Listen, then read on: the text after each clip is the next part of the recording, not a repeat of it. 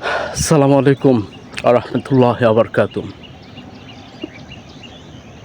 আমার কথা হচ্ছে, যেহেতু আমি বেঁচে আছি এখন এই মুহূর্তে, আল্লাহ সুবহানাহু ওয়া তাআলা আমাকে বাঁচিয়ে রেখেছে। বিষয়টা হচ্ছে যে আমরা যদি বেঁচে থেকে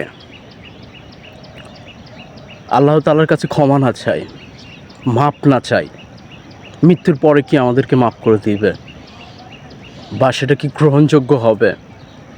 আপনি একটাবার ভাবেন। আমি আপনাকে শুধু ভুলটা একটু ধরিয়ে দিচ্ছি আর কি।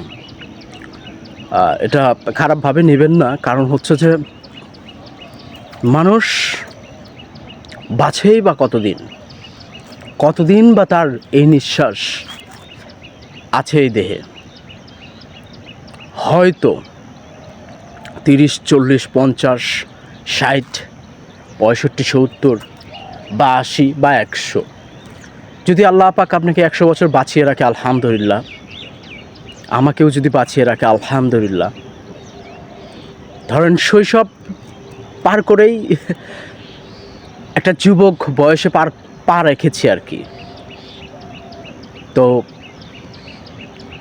আমার দ্বারাই যা হয়েছে, যত পাপ, যত গুনাহ, যত খারাপ কিছু, যত যাই করেছি না কেন, এগুলোকে কাটিয়ে উঠতে হবে। তা নয়তো আমি যদি মারা যাই, আমি কিছু করতে পারবো না, কিছু পাবও না। পাওয়ার আশা ছেড়ে দিতে হবে। আর মূলত কবর হচ্ছে এমন একটা জায়গা, অন্ধকার ঘর, চারপাশে মাটি, উপরে মাটি, সাথে যাচ্ছে হচ্ছে শুধু সাদা কাপড়, সাদা কাপনের কাপড়।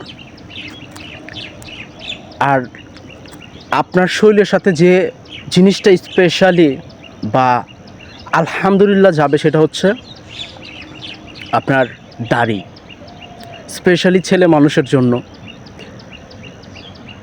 আপনার সাথে যাবে হচ্ছে দাড়ি, ইমান, আমল। কবর হচ্ছে একটা বিচ্ছু, পোকা মাকড়, সাপ, বিভিন্ন প্রাণীর ঘর, যেখানে মানুষের কোনো স্পর্শ নাই। ভাই, মানুষের কোনো স্পর্শ নাই। কথাটা গভীরভাবে নেবেন। এই জন্য মন মানসিকতাকে পাল্টে ফেলেন। আপনার মন মানসিকতা এগুলোকে পাল্টে ফেলেন। মানুষ আপনাকে নানানভাবে নানান কিছু বলতে পারে, তবে যেখানে আল্লাহ আপনাকে ভালোবাসে নাই, সেখানে মানুষের ভালোবাসা পাওয়ার তো কোনো যোগ্যতাই আপনি রাখেন না।